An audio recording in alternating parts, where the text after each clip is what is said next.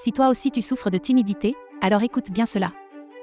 La timidité se caractérise par l'évitement des inconnus. La timidité conduit souvent à éviter les interactions avec des personnes inconnues. La peur du jugement et de l'évaluation négative par les autres peut amener quelqu'un à se retirer socialement.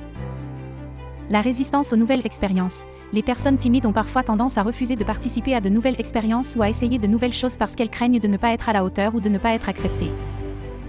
La résignation et passivité. La timidité peut entraîner un sentiment de résignation et de passivité.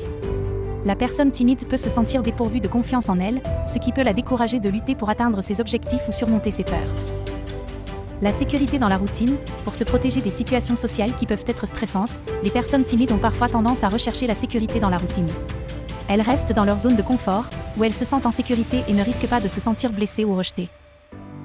La faible estime de soi et le manque de confiance. La timidité est souvent associée à une faible estime de soi et à un manque de confiance en soi.